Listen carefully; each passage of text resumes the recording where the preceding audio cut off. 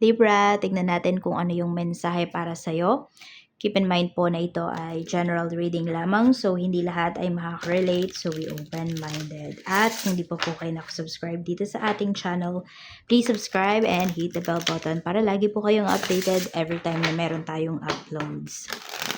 At kung nais mong mag-avail ng ating private readings, ng ating rituals, ng ating Tiars products, andyan yung ating Tiars EA necklace at meron tayo ditong Tiars bracelet. Makikita nyo po yung link sa description box.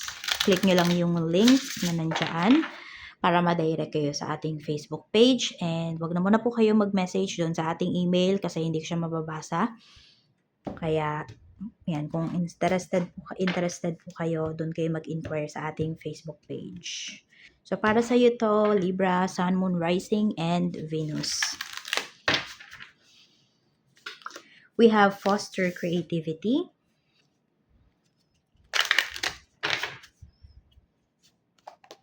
Choose love.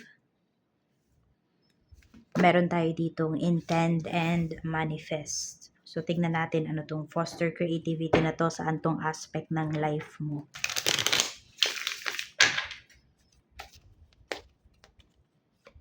We have Six of Swords. More on sa travel mo to.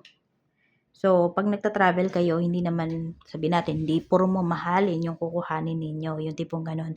Alam niyo yung kung budgeted lang yung inyong, yung inyong pag-travel. So, ayan, gawa po kayo ng, ninyo, itinerary, yung mga pupuntahan po ninyo, no? Na, alam mo yung makakasave ka talaga, or ano ba, mas makakasave ka ba pag nag-joiners ka, yung tipong ganun. So, more on travel to, yung pinapakita. Some of you naman, pwedeng, pagdating to sa sasakyan, okay? Mas makakatipid ba kayo pagka nag-commute kayo or mas makakatipid kayo kapag, kunwari, bumili kayo ng motor ninyo, yung tipong ganon, or sasakyan, anong uri man yan ng sasakyan? Saan ba kayo mas makakatipid? Tignan natin. Choose love. Sabi dito. We have the world. So, more on, yung ano na to is not about lang sa isang tao, kung hindi po about culture. So, sabihin natin, nagpakasal kayo sa ibang lahi. Tapos, ayaw nyo ng kultura nila. Dapat daw mahalin mo yung kultura ng person mo. Pwedeng hindi mo isabuhay, no? Hindi mo ipang araw-araw yan. Pero, dapat irespeto mo. Yan. So, isa din yun, ha? Or kung nasaan ka mang lugar, nasaan ka mang bansa ngayon, respect mo yung mga paniniwala ng mga tao. Katulad sa atin, di ba? Yung iba hindi naniniwala sa tarot readings. Kung ano-ano yung sinasabi. Yung tipong ganun, di ba? Respetuhan lang. Kung hindi ka naniniwala sa ganito, din huwag kang manood, huwag kang mag-comment. Just be kind, be quiet. Yung tipong ganun po. Yan yung sinasabi sa'yo dito, Libra. Intend and manifest. We have the Hanged One. So, naguguluhan ka ba ngayon? May mga bagay, may mga sitwasyon sa life mo na ayan na, nasa harapan mo na, pero naguguluhan ka pa rin. So, be direct po sa mga gusto nyong ipag-pray. Be direct sa mga gusto nyong i-manifest. Actually, yung iba nga nasa harapan yun eh. Pero yan, kung meron kayong gustong i-manifest, be direct. Huwag nyong sasamahan ng sana. Sana po, ganito, ganyan. Sana po makapunta na ako sa ano. Hindi. Alisin nyo yung sana. Dapat present tense yung gamitin ninyo. Pag nag-wish po kayo, pag nagma-manifest, even pag nagpa-pray kayo, mas maganda.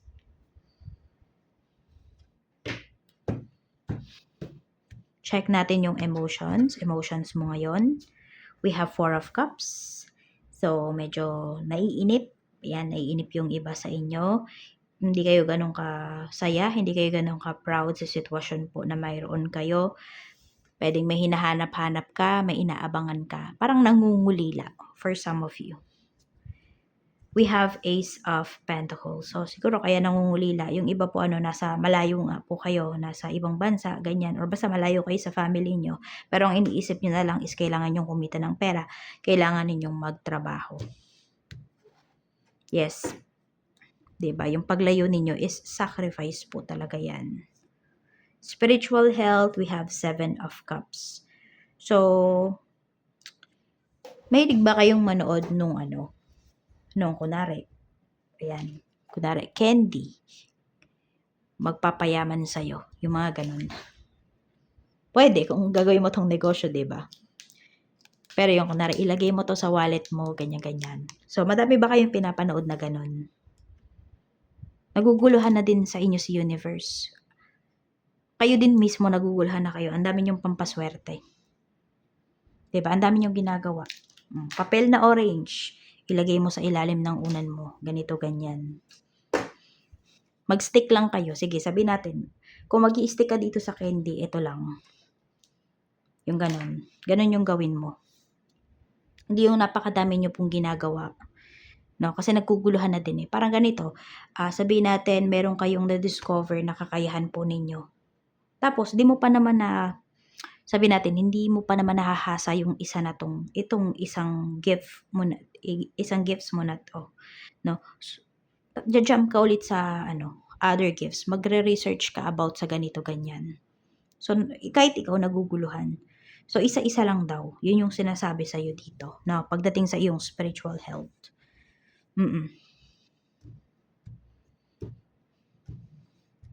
Tignan natin. Yun lang yung pinapakita sa atin, no?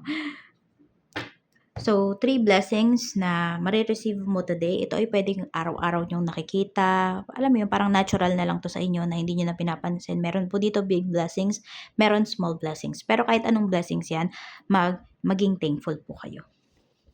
We have the star. So, pinapakita kasi dito kung saan mo gustong magtrabaho, saan mo gustong pumuntang lugar, mapupuntahan mo yan. Pero kailangan mong i-give yung effort mo talaga. Merong healing din po rito. So, may gagaling. We have Queen of Cups. May someone po ngayong araw na to na sobrang concerned sa'yo. Mafe-feel mo through words yung concern ng tao na yon. Kahit simple lang naman yung tanong niya, kahit may mga tao din naman na nagtatanong sa'yo ng ganong tanong, or sabi natin, may nag-good morning sa'yo. 'Di ba? Pero once na yung tao na to yung nag-good morning sa'yo, iba yung mafe-feel mo. May healing energy. Pwedeng sa kanya nanggagaling yung healing energy na yun, Libra. Female figure. We have King of Wands. More on parang supported ka ng mga tao sa paligid mo eh. Yan. More on support yung pinapakita dito. So parang doon pa lang 'di ba panalo ka na. Kasi may mga totoo talagang sumusuporta sa'yo. Hindi dahil sa may mabe-benefit sila sa'yo or what. Gusto nila na mas maging maayos yung life mo. Energy ng mga taong makakasalumuha mo, we have the Magician. Okay, meron lang dyan, parang naniniwala ba kayo sa balis ba yun? Oo, ayan po, no? Pwedeng kayo yung malakas yung balis. So, kung may baby kayo na nakita, ganyan, or basta meron kayong tao na napansin, ano ba yung pwede nyong gawin? Yun, sana may pangontra yung tao na yun. Kasi nga, baka mabalis nyo or pwedeng ikaw, no? Ikaw na lang yung maglagay ng pangontra. Asin. Pwede kang magdala ng asin. O, yun, yung asin, di ba? Very powerful talaga yun. So, kung sa asin lang muna kayo mag-focus. Yan, tingnan natin.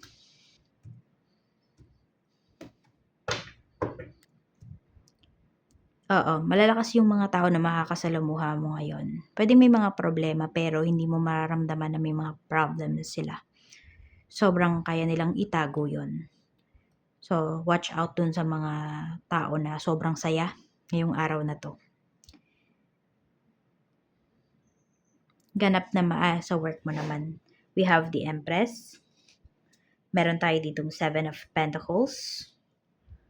Meron tayo ditong 6 of Cups. Merong project dito na ibibigay sa'yo, ipagkakatiwala po sa'yo. Pwedeng ito ay matagal-tagal mo na ding, sabihin natin, basta matagal-tagal mo na tong gustong makuha. Kung ano man to sa work mo, ayan po, ibibigay siya sa'yo. Sa'yo siya i-offer. 9 of Wands. Medyo mag-ingat ka lang sa mga katrabaho mo. Meron kasi dyan palaban talaga. Yung kahit di ka naman nakikipagkompetensya, alam mo yung parang nilalabanan kanya ganyan. Para bang ang lagay is threat ka sa kanya. Nate-threaten siya sa'yo, in short. Sa business naman, we have the Emperor.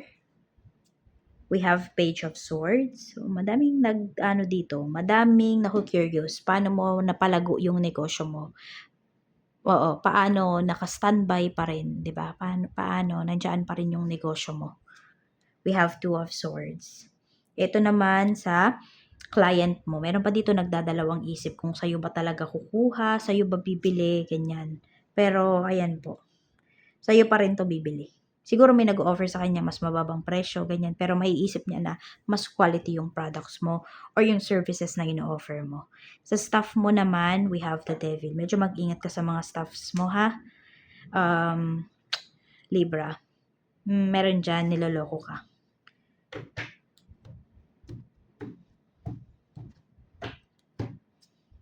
Ace of Cups. Ito, pwede nga isa to sa pinagkakatiwalaan mo eh. Pero siya, hindi mo talaga dapat siya pagkatiwalaan. Madalas kung meron kang ka-close na na staff mo talaga, madalas nagsasabi sa'yo ng mga problems niya. Ayan, yan yung clue na binibigay sa atin.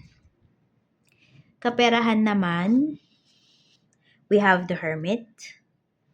So, marami sa inyo, you're very mature na to handle your finances.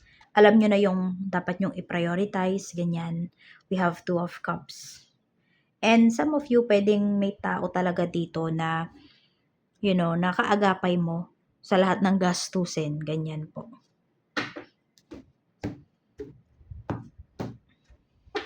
So, maganda yung pinapakita kasi nga may support, 'di ba? Tapos 'yun, sabi ko nga pwedeng meron kang kaagapay pagdating sa mga gastos. Sa love life mo naman, we have Six of Pentacles. Merong mabait sa'yo dito. Ito kasing pagiging mabait na to, no? Pwedeng baka mamaya may kausap ka, Libra. Sa lahat, mabait yung tao na to. Three of Cups. Or galante. Galante ba yung person mo? We have Nine of Cups. Huwag ka daw masyadong magpakampante. Yan ang sinasabi. Whether ito ay yung tao na kausap mo pa lang, talking stage pa lang kayo, or karelasyon mo to, madalas niya kasama yung mga friends niya. There is something going on. Napapansin mo ba? So, kung may napapansin ka, ayan, maghanap ka ng evidence. Kasi ito, ang taas ng intuition mo. Alam mo na may nangyayari behind your back. Hindi mo lang ma-point out kung sino, or alam mo na kung sino, pero hindi mo alam kung anong degree yung ginagawa ng dalawa na yan behind your back. Ten of Wands. Tapos, ang pinapakita sa'yo ng person mo, pagdating sa mga friends, ang saya niya. Pero pagdating sa'yo, sobrang stress daw siya. Nai-stress siya sa'yo. Bakit? Kasi may ginagawa siya eh. No? Ayaw niya magpahuli. Ayan. Medyo may pagkamayabang yung pinapakita dito. Mayabang yung energy ng person mo. Tignan natin. So, pwedeng mayabang nga talaga siya pagdating sa mga friends niya. Galante siya sa mga friends niya. Baka mamaya inuutang niya lang sa'yo yung pagkagalante niya na yan ha. Naku, huwag ka masyadong magpaka-martyr. Knight of Pentacles. May iba pang hinahanap yung person mo. Hindi talaga siya ganun kaseryoso sa'yo. Ayan oh.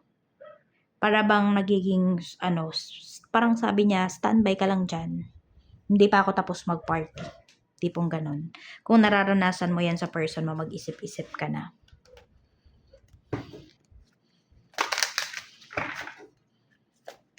We have Healer. You have the spiritual gift of healing and a desire to share it with others. So sabi ko nga dito, 'di ba, may mag-heal, basta may healing energy dito. So for some of you, kaya nyo pong makagamot through your hands. Some of you nasa medical field kayo, pwede. And for some of you po, meron kang tao na makakausap na ayan. Basta iba yung comfort na mabibigay sa'yo ng tao na yun. So, healer. Pwedeng ito ay isa sa gift po ninyo. Isa sa gifts ninyo. Ang pag-heal. Marunong kayong mag-heal. So, yan lang po yung mensahe para sa iyo, Libra. Maraming salamat and see you again on my next video.